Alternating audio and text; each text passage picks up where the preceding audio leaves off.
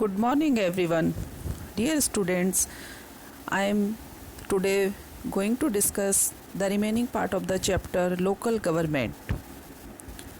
In this chapter, earlier we have discussed what is local government. After that, I had told you the history of local government. Right? But after 1992, we can see a great changes in the functioning of local government. Local government have now become very important and we can say powerful in some extent. After passing of the 73rd and 74th constitutional amendment, we can examine the changes brought about by the 73rd amendment in Panchayati Raj institution. We can see that after passing this amendment, many changes can be observed. Now, constitutional status for Gram Sabha. All the states now have a uniform 3-tier Panchayati Raj structure. It means in every state now the 3-tier system of government will be followed. Right? The intermediary level is the mandal, also known as block or taluka. These bodies are called mandal or taluka panchayats. The intermediary level body need not be constituted in a smaller state. In smaller states, block mandal is not necessary. At the apex is the Jila Panchayat, covering the entire rural area of the district. The amendment also made a provision for the mandatory creation of the Gram Sabha. The Gram Sabha would comprise all the adult members registered as voters in the Panchayat area. Its role and functions are decided by the state legislation.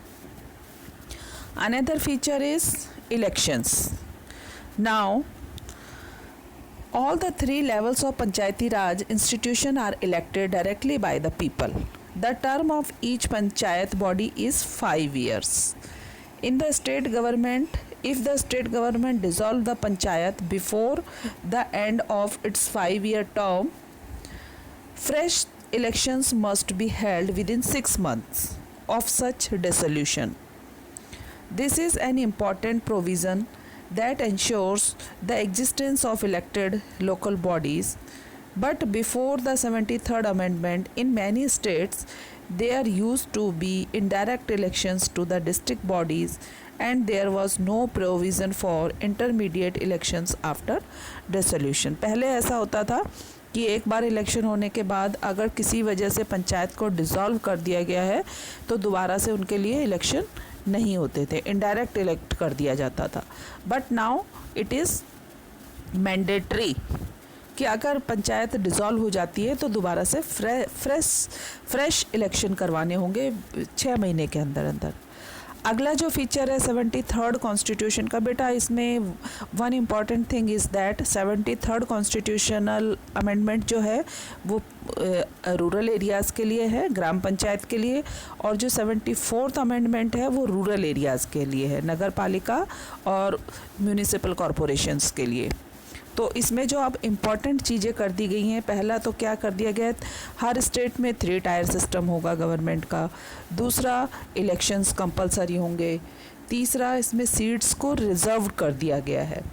1/3 of the position in all panchayat institutions are reserve for women.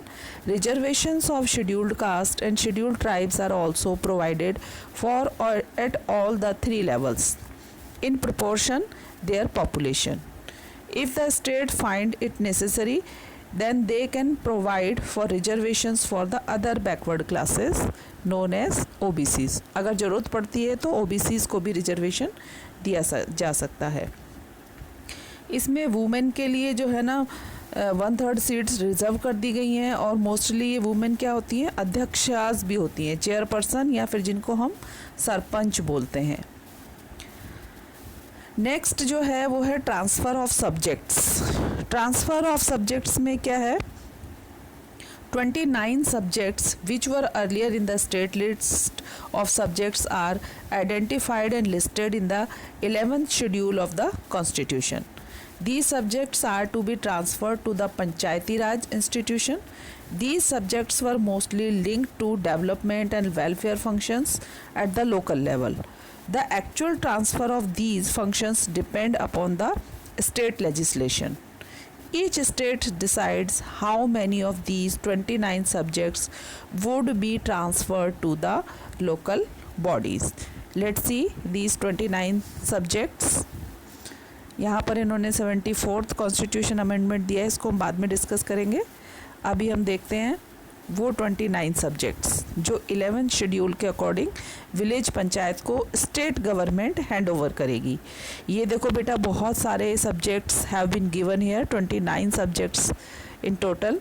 इसमें से देखो मैं कुछ कुछ main का नाम ले रही हूँ. Agriculture, minor irrigation, water management and watershed development, small scale industries including food processing industries, then rural housing, drinking water, roads, culverts, rural electrification, poverty alleviation program, education including primary and secondary schools, technical training and vocational education, adult and non-formal education, libraries, cultural activities, markets and fairs, health and sanitation including hospitals, primary health centers and dispensaries, family welfare, women and child development, social welfare, welfare of the weaker sections, and in particular to the scheduled castes and scheduled tribes, public distribution systems, and many more.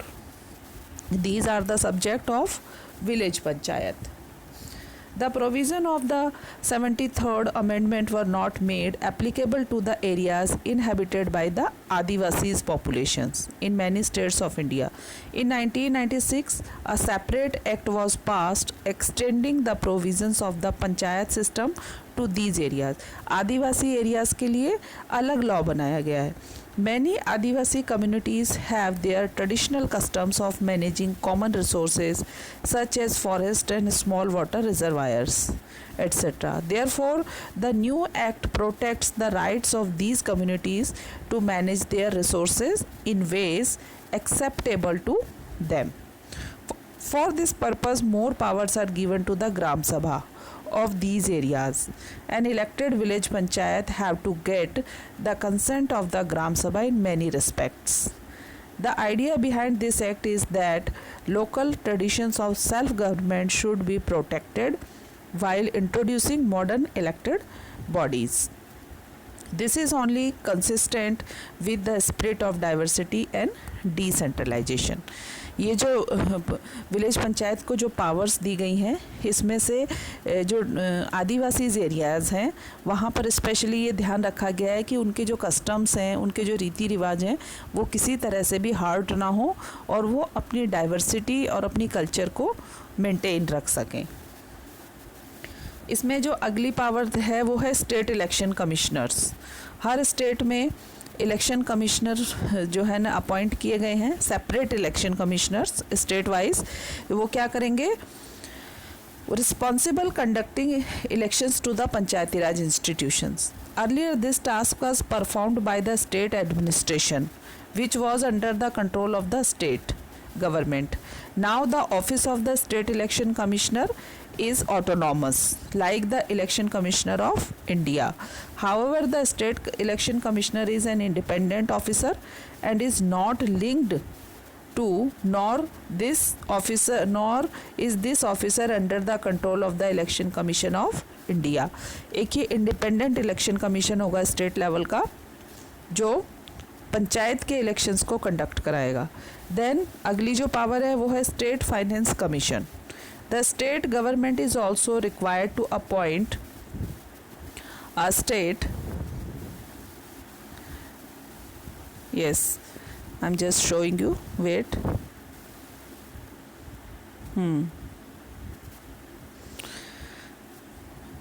It would also review the state finance commission. It will help financially the panchayats in performing their different tasks. It would also review the distribution of revenues between the state and local governments on the one hand and between rural and urban local governments on the other. This innovation ensures the allocation of funds to the rural local governments will not be a political matter. ये state finance commission इस बात का ध्यान रखेगा कि ये state government उन local government को कितना पैसा दे रही हैं अपने काम करने के लिए, और साथ ही साथ इस बात का भी ध्यान रखता है कि ये एक पॉलिटिकल मैटर ना बने.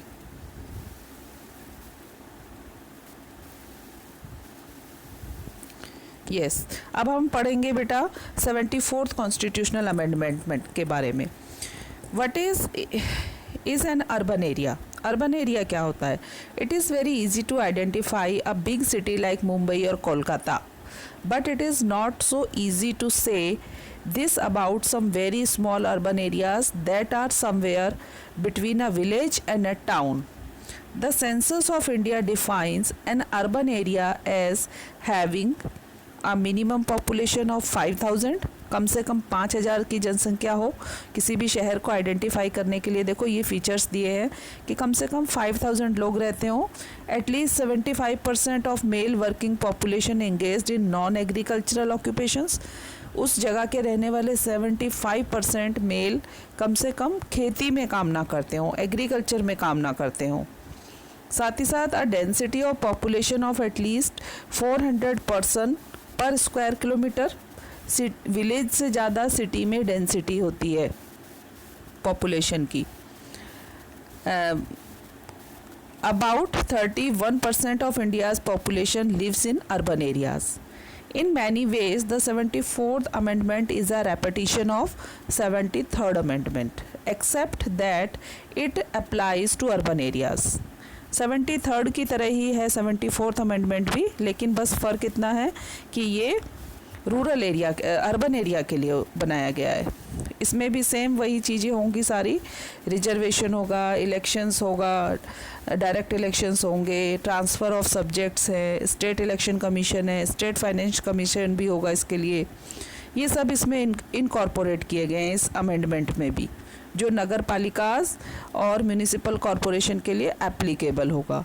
The constitution also mandated that the transfer of a list of functions from the state government to the urban local bodies, these functions have been listed in the 12th schedule of the constitution.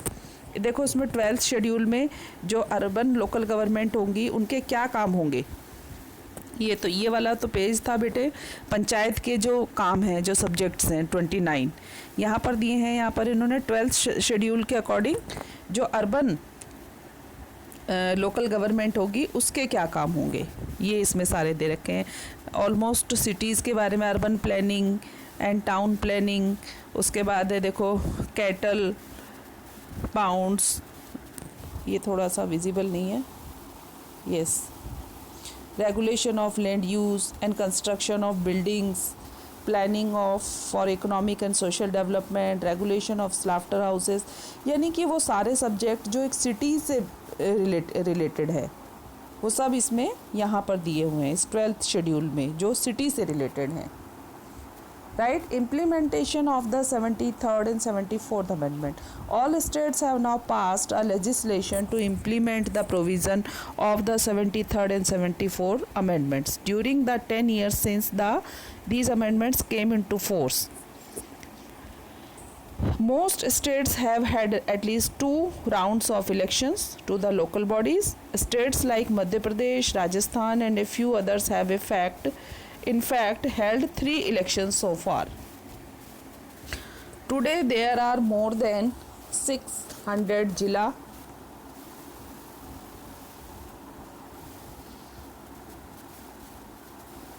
ये देखिए बेटे यहाँ पर more than 600 जिला panchayat, about 6,000 block or intermediary panchayats and 2,40,000 gram panchayats and rural India and over 100 city corporations, 1400 town municipalities, and over 2000 Nagar Panchayats in urban India. More than 32 lakh members are elected to these bodies every 5 years. Of these, at least 13 lakh are women. In the state assemblies and parliament put together, we have less than 5,000 elected representatives with local bodies. The number of elected representatives have increased significantly. Right? So in this way we can say कि local government have gone in many changes from these constitutional amendment of 73rd and 74th. Now the state government and central government have to share their resources, their revenues with these local government bodies. The difference between the real and not so real devolution. As I have told you earlier, devolution means transfer of power. Transfer of power from central government to local governments.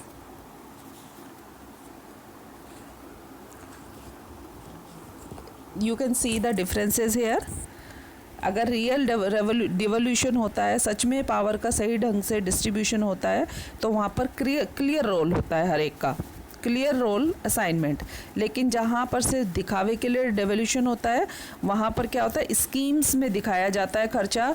Actual में local governments को उतना पैसा नहीं मिलता जितना कि कागजों में शो किया जाता है. Power to spend money. यहाँ पर रियल अगर डेवोल्यूशन होगा तो पंचायत के पास ये राइट होगा कि वो जो पैसा आया वो उसको अपने अकॉर्डिंग खर्च कर सकें.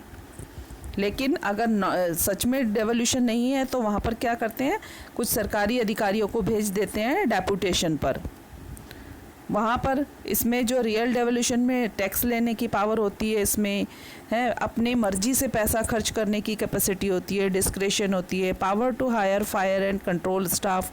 मुसीबत पड़ने पर या किसी भी तरह की नेचुरल डिज़ास्टर के समय पर इनके पास सफिशिएंट स्टाफ होना चाहिए उस सिचुएशन को हैंडल करने के लिए, और इनकी डायरेक्ट अकाउंटेबिलिटी होनी चाहिए अपने एरिया के लिए.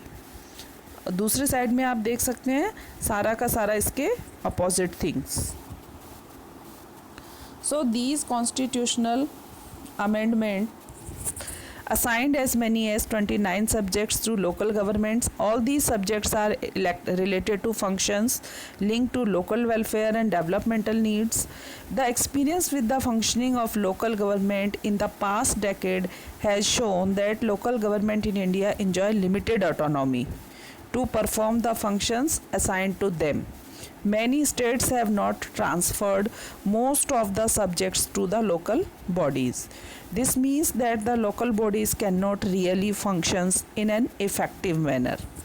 Therefore, the entire exercise of electing so many representatives becomes symbolic only. Some people criticize the formation of the local bodies because this has not changed the way in which decisions are taken at the central and the state level. People at the local level do not enjoy much powers of choosing welfare programs or allocation of resources. Local bodies have very little funds. जो सबसे बड़ी problem local bodies को face करनी पड़ती है वो ये है कि स्टेट गवर्नमेंट्स और सेंट्रल गवर्नमेंट इनको उतना फाइनेंशियली हेल्प नहीं करती, उतना पैसा इनको नहीं दिया जाता जितना कि इनको चाहिए होता है. The dependence of local bodies on the state and central governments for financial supports has greatly eroded their capacity to operate effectively. While rural local bodies raise 0.24% of the total revenues collected, they account for 4% of the total expenditure made by the government. So they earn much less than they spend. That makes them dependent on those who give them grants. It means they are completely dependent on state governments for grants. In this way, they are quite helpless. तो local government bodies में हालांकि पहले के मुकाबले में काफ़ी changes आए हैं, लेकिन अभी भी हम कह सकते हैं कि इनको और ज़्यादा राइट्स, और ज़्यादा ऑटोनॉमी, और ज़्यादा डिसीज़न लेने की, खुद डिसीज़न लेने की कैपेसिटी को इनको और इंक्रीज़ करना होगा स्टेट गवर्नमेंट्स को, तभी जाकर ये एक इंडिया जैसे डेमोक्रेटिक कंट्री में सक्सेसफुल हो सकती हैं. Dear students, in the last slide of this PPT I have given some questions to understand, to test your understanding. First question is, you will read these question and then you will give the answer. Who is the father of local self government in India? Then what percentage of seats are reserved for women by 73rd Amendment Act? ये women है, not human. In which city first municipal body was set up in India during the British regime? What is the tenure of Panchayat Samitis? In which year 73rd and 74th amendments were passed? बेटा मुझे लगता है आप बहुत आसानी से इनके answer दे पाएंगे, बहुत इजी है. फिर है मल्टीपल चॉइस क्वेश्चंस. इसमें which is the first state of India to implement panchayati raj? Then panchayat has been established in. 4 options have been given. You have to choose the correct answer. What is the tenure of panchayat in all states? Which of the following rural local government system exists in India? So, dear student, that's all about the chapter. I think this is clear to you. Very easy chapter. Just take a reading of the chapter. Then you will be better understand the chapter. Okay, thank you. Have a nice day.